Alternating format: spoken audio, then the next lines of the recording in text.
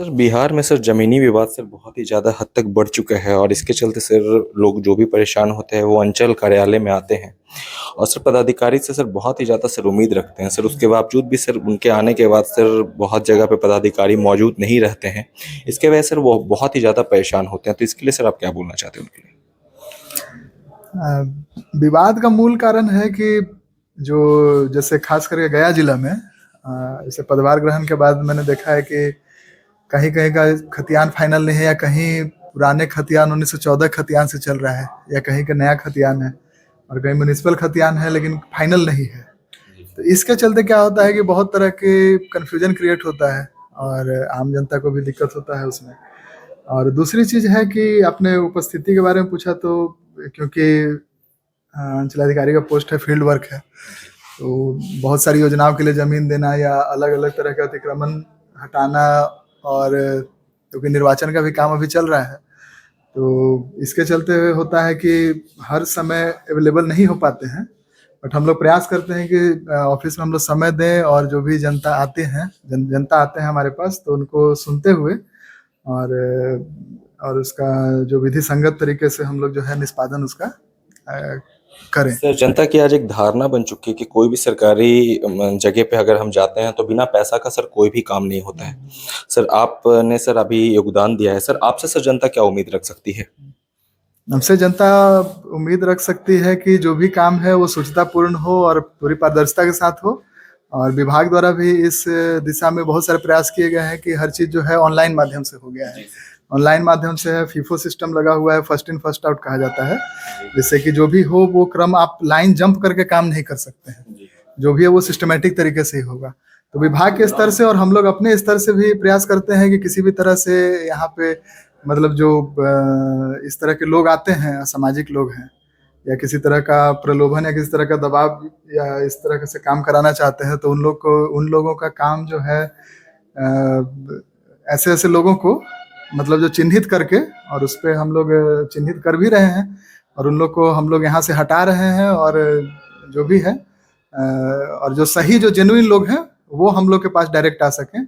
ना कि बिचौलिए और उसके माध्यम से। सर यहाँ पे सर कार्यालय का सर जो भी सर नियमित सर समय सर जो तय किया गया, उसके अलावा सर आप यहाँ पे देखेंगे ये गया सर ब्लॉक की अगर बात की जाए तो यहाँ पे सर 2 बजे सर आपको ना सर प्रभारी सर कोई कार्यालय में मिलेंगे सर, ना तो कोई पदाधिकारी सर कार्यालय में मिलेंगे। आज सर आप मौजूद हैं तो शायद सर यहाँ पे सब कोई मौजूद भी हैं, सर इसके बारे में सर आप क्या बोलेंगे? देखिए हम लोग तो जैसे कि अपने ही मैं अपना बता सकता हूँ कि हम लोग तो सुबह 9 बजे से ही निकले हुए हैं। बहुत तरह की योजनाएं हैं, उसके लिए जमीन देना था, तो हम लोग उसका निरीक्षण करते हुए, और मेरे वरीय पदाधिकारी भी मेरे साथ ही थे। सर आपकी तो बात ये चीज़ है कि आपके सर पास सर बहुत सारे ऐसे काम होते हैं, पर सर जिस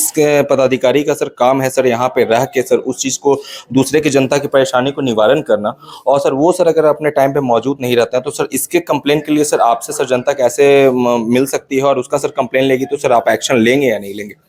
ऐसे जो भी कर्मी हैं, और अगर वो अपने जैसे 10 से 5 बजे तक कार्यालय का समय निर्धारित है, और अगर उस समय अनुपस्थित रहते हैं बिना सूचना दिए हुए या बिना छुट्टी लिए हुए, तो ऐसे अगर कोई पाए जाते हैं तो उन पे हम लोग कार्रवाई करेंगे, जांच करते हुए कार्रवाई करेंगे कि क्यों अनुपस्थित हैं,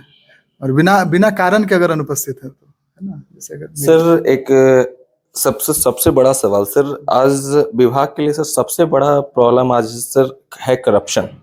जो सरकारी विभाग में सर आपको आए दिन दिखने को सुनने को वीडियो भी बहुत सारे सर वायरल होते हैं। सर इसके बारे में सर आप क्या सोचते हैं सर, सत्य विभागीय तौर पे अगर देखा जाए तो? देखिए ये तो इस बात से बिल्कुल इनकार नहीं किया जा सकता है कि अलग अलग जो है तरीके से करप्शन एक ही तरीका का नहीं होता है। अगर कोई ड्यूटी सही से नहीं कर रहा है वो भी करप्शन है, पैसिव करप्शन होता है। और एक्टिव करप्शन तो समझ ही रहे हैं आप लोग कि जो डायरेक्टली इन्वॉल्व होकर जो करप्शन होता है। तो इसमें मतलब जैसे है कि हम लोग व्यक्तिगत स्तर से और अपने प्रशासनिक स्तर से तो हम लोग कोशिश कर रहे हैं, और जो भी इस तरह के हम लोग के पास शिकायतें आती है तो उसका प्रॉपर हम लोग संज्ञान लेते हैं और उसका प्रॉपर हम लोग जांच भी करते हैं। और बाकी पैसिव करप्शन है तो उसके लिए जो है हम लोग जैसे सिस्टम में सब बना हुआ है कि जैसे अभी हम बताए जो टेक्नोलॉजी है, तो टेक्नोलॉजी के तरीके से बहुत करप्शन कम हुआ भी है। जैसे अब सारे आवेदन ऑनलाइन होने लगे हैं, आरटीपीएस पे काम समय पे होने लगा है, नापी का आवेदन ऑनलाइन है, आपको एलपीसी जो है उसके लिए आप ऑनलाइन आवेदन करिए, और परिमार्जन है ऑनलाइन है, दाखिल खारिज ऑनलाइन हो गया है, वहाँ भी सब में फीफो सिस्टम लगा हुआ है ना, सब सिस्टमेटिक तरीके से। तो पहले जो करप्शन या जो कह लीजिए पाम ग्रीसिंग है जिसके थ्रू लाइन जंप करते थे लोग, अब वो लाइन जंप नहीं कर पाते हैं।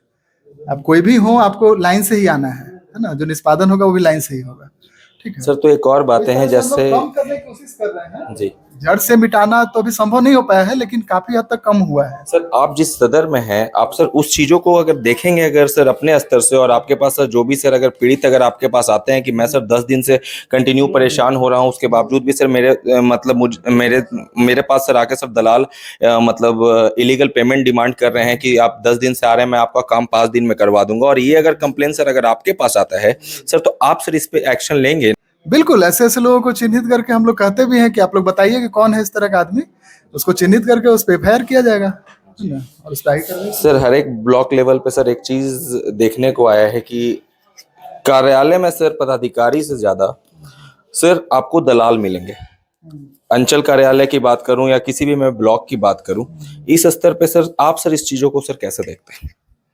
जैसे हम तो अपना जैसे अपने कर्मियों को भी कहते हैं कि जो भी जैसे जितने भी मेरे पास कागज आते हैं, फाइल आते हैं, सब हम जनता को यहाँ डायरेक्ट हम जनता से मिलते हैं, हम किसी के रिप्रेजेंटेटिव या उसके थ्रू नहीं मिलते हैं। तो अपने स्तर से तो हम पूरी कोशिश कर रहे हैं, और अब मेरे कर्मियों के स्तर से कोशिश किया जा रहा है कि जो लोग हैं जो जिनका भी ग्रीवांस है वो डायरेक्टली आके हम लोग अप्रोच करें। हम लोग एक्सेसिबल हैं, फोन भी करते हैं, हम फोन भी उठाते हैं, कभी भी आप फोन से हमसे बात कर सकते हैं, ऑफिशियल नंबर पब्लिक है, और जो ऑफिस में भी आते हैं तो जितना भी समय मिलता है हम बिल्कुल, आप लोग बैठे होंगे देख रहे होंगे कि जितना भी समय हम सबसे जो भी सुनवाई है, जो भी कानूनी प्रक्रिया है, सारा वो फॉलो किया जाता है। आपने सर अभी एक बहुत अच्छी बात बोली कि जो भी सर चीजें जो ऑनलाइन होते हैं, जब तक सर बीच में सर एक मीडियन और एक गैपिंग नहीं मिलेगा तब तक सर करप्शन बीच में आ ही नहीं सकता है। पर सर परेशानी यहाँ पे आ जाती है सर, जब 10 वर्ष जो भी कोई जनता आते हैं और वो परेशान होके जाते हैं, तो सर वहां पे ही उनको सर दूसरे और तीसरे सर किसी भी एजेंट का या फिर किसी भी दलाल का सर सहायता लेना पड़ता है। पर सर कहीं कहीं पे ऐसा भी होता है, उसमें भी नहीं हो पाता। हाँ, उसमें सर ऐसा होता है कि सरकारी कर्मचारी भी सर बोलते हैं सर कुछ खर्चा दे दीजिए, उसके बाद मैं काम जल्दी कर दूंगा। और अब धारणा तो है सर जनता में कि अगर मैं सरकारी जगह पे जाऊंगा तो सर मुझे पैसा देना ही है। ठीक है, तो सर आपने सर अभी योगदान दिया है, सर आपसे जनता ये उम्मीद कर सकती है कि यहाँ पे मैं आऊंगा तो सीओ साहब मेरा सुनेंगे, वो मेरा जो भी प्रॉब्लम है। जी, जो जनता यहाँ पे आती है, आप बाहर भी लोगों से पूछ सकते हैं, हम बिल्कुल सबसे मिलते हैं, डायरेक्टली मिलते हैं, है ना, किसी उसके थ्रू नहीं मिलते हैं। सर जो भी क्रेता सर जमीन के होते हैं और विक्रेता होते हैं सर, वो सर कौन कौन से पेपर को सर जांच करा सकते हैं सर जमीन को खरीदते और बेचते समय? देखिए, अब तो इधर माननीय उच्च न्यायालय का आदेश आया था, उसके बाद से रजिस्ट्री सिर्फ वही लोग कर पा रहे हैं जिनके नाम पे अपना जमीन है। उन जिनके नाम पे जमाबंदी कायम है, सिर्फ वही जमीन बेच सकते हैं। तो इससे एक हद तक बहुत सारा जो फर्जीवाड़ा होता था जमीन के खरीद बिक्री में, कि अनाधिकृत व्यक्ति कोई बेच देता था जमीन, मान लीजिए आप बाहर रह रहे हैं, 10 साल से बाहर हैं, और कोई आदमी आपके नाम पे जमीन बेच के चला गया,